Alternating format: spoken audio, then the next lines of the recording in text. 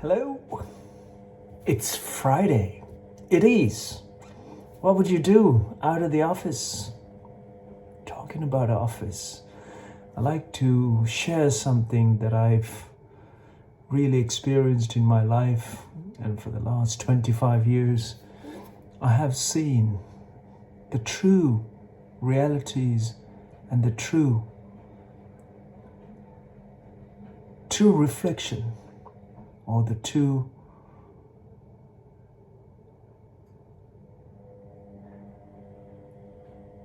colors, should I say, of human beings. One time, I was holding position, not in the line, not in a queue, not in the dole, not at the free handout, but I was holding a position. When I flew, I didn't have to do my ticket. The ticket was purchased.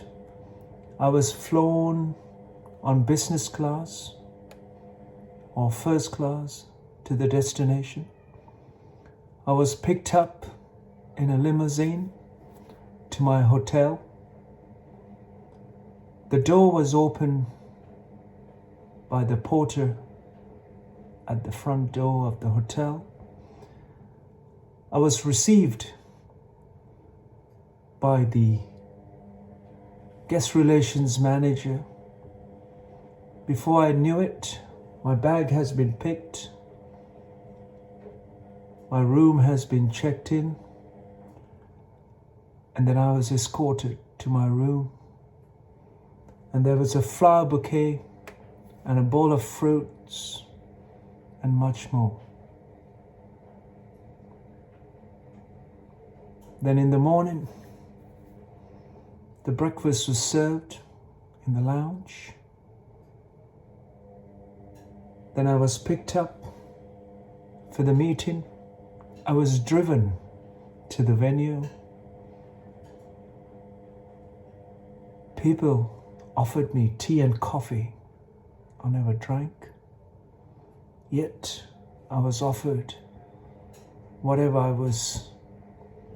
wanted. I didn't want anything. I sat down. So many had questions for me. So many was looking for what I had to say. What is more important? We break off for a small break. Everyone had an interest to converse. When it was time for me to leave, there was so much interest in wanting to talk. When I left, I was given all these different invitations and contact details. And there was a car waiting. I was driven to the hotel. A dinner was organized. Before I knew it, it's all been paid for. Then I was driven and dropped back at the hotel. When I got in my room, the turn-down service have closed the curtains, put the room into the ambient temperature. The slippers were by the side of the bed. The duvet was just folded so I can slip in.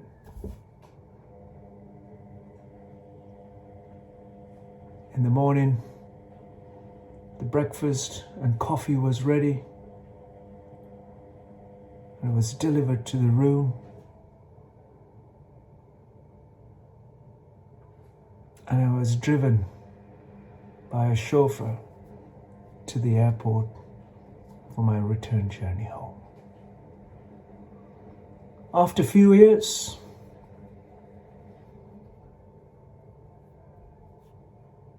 I did the same journey.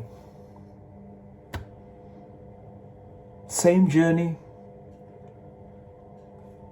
I booked my own ticket, and this time I was traveling economy. I paid for the ticket. I got to the airport. I picked my bag and I got the local bus to the same hotel. From there, from the bus station, I walked with my case to the hotel. The doorman was busy with a similar executive car driven to the porch, and the guest relations were also busy welcoming the guests who were driven just like my previous experience. I got to the front desk. I was ignored by even the porters. I lined up, I queued, checked in. Nobody was even acknowledging.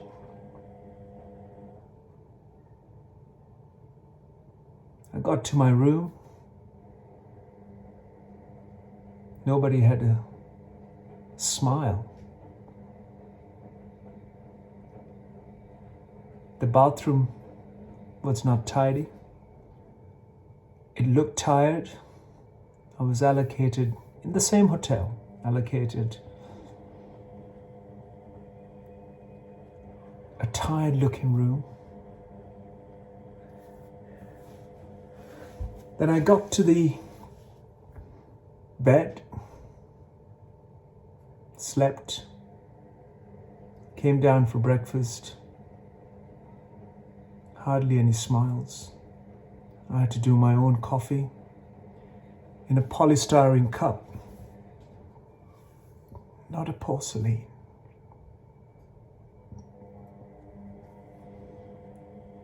I got a bus and a metro to the venue, went to the same meeting. I asked,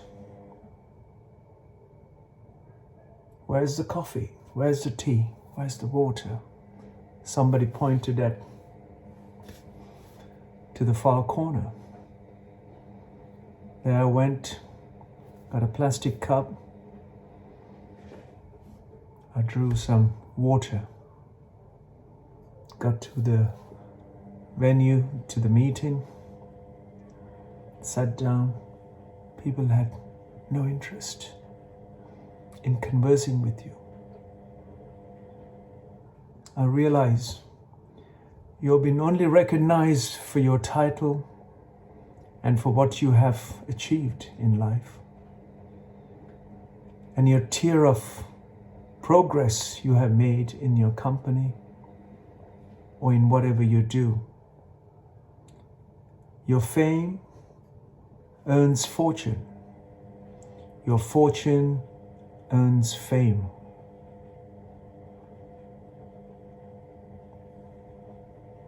When you step down from all of that, the same people who once poured the cup of tea, who drove you, who flew you in business class, who receive you with great respect, who had interest in you. And something that came to my mind some almost 25 years ago. I realize it is not what people are recognizing you for. It is your titles, and it is your looks and what you hold and how they can benefit from is what they respect you of and what they recognize of. Where they don't see that there's any benefit from you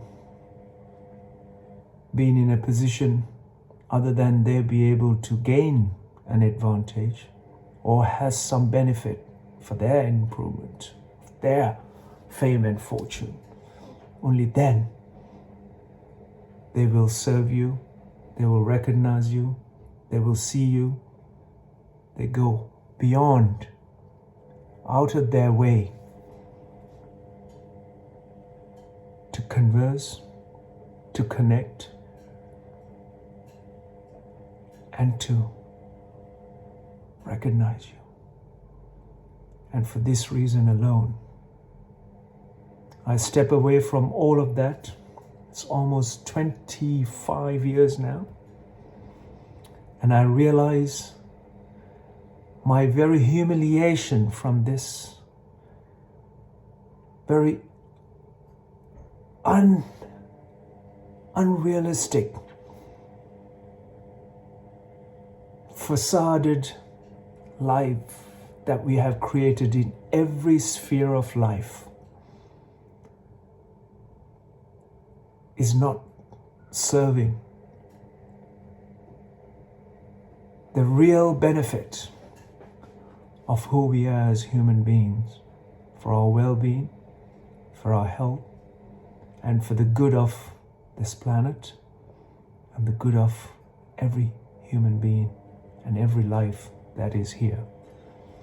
And with this in mind, with this humiliation in me, I will continue to recognize everyone else, everything I do, and every step I walk. I see everything and I recognize everything. It is not the fame and it is not the fortune that I'm looking for.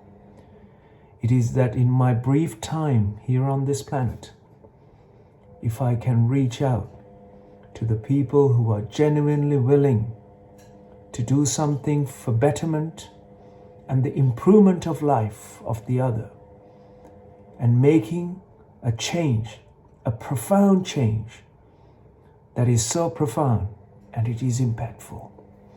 And it is this sincere feeling that is in me that I have stepped aside to continue to be an extension to humanity, to the world, to every life that exists here.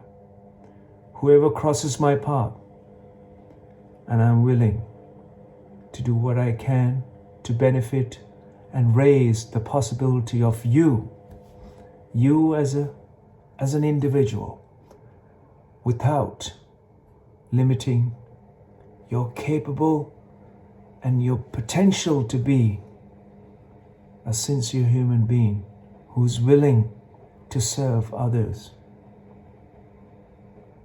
By seeing others as a new possibility, by seeing others and recognizing others as an immense possibility, I invite you. It is not the titles you hold, it is not the fame you hold, it is not how you dress, it is not how you speak, it is not how you look, it is not which drive, which car, which hotel, which class of travel you make. In humiliation, are you able to recognize the potential in others to see them thrive, blossom, and becoming an immense possibility here on earth for us as human beings to move on to the next phase of what is to be a human in this given brief moment here on this earth. It is sad that human beings have failed to recognize the humiliation, recognize the fragility, mortality, and the immense possibility as human beings. We are blinded by our narrow and most limited education we've received in our facaded and most limited way of seeing someone.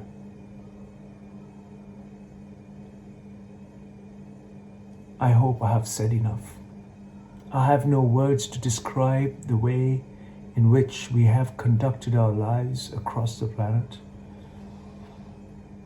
It is what you do today that will make a life, a blossoming, a possibility for tomorrow. It is the path that you create. It is what you do today is what will make all of us benefit for tomorrow. Your twisted and convoluted ideas may come as a totally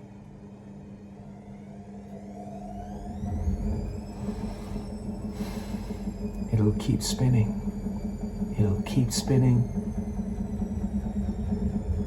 Once the spin has stopped, you may find disoriented in what you are doing. You can hear that washing machine going round and round. And this is exactly what we have done to our lives and to every other life on this planet for centuries, for millennia.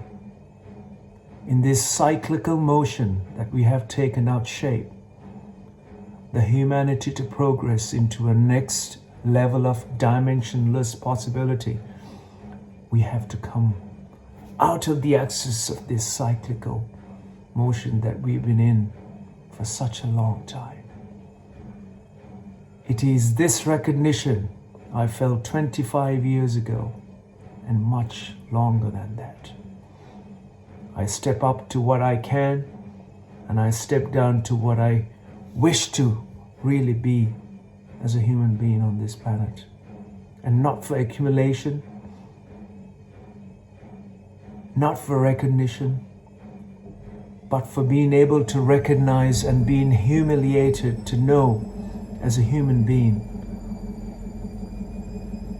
what is to be and what is to encourage everyone to become a possibility here on this earth, so that we can all achieve a phenomena, an experience, an immense possibility for all, including all species on this planet, and for the life of this planet that is supporting us. I hope and I wish that you journey with me, and I hope and I wish the less you recognize me, the more I'm willing to extend my possibility, to extend my life to people who cross my path and who wishes to exchange and progress for a new dawn, new possibility. It's not how you dress an old shirt that is still keeping me dressed. Broken collars. It is not what you look and how you dress. It is what is within you throbbing that you can share with others is what matters the most. On this Friday night, I hope you may be finding it too dazed by what I'm saying, or has no logical explanation in what I have said. But what I'm sharing is a magical life that I've experienced through in such a short period of time. And I'm no superhuman. All I can say is that I'm humble, mortal, fragile, and it is that I'm a human, and that is for me super enough.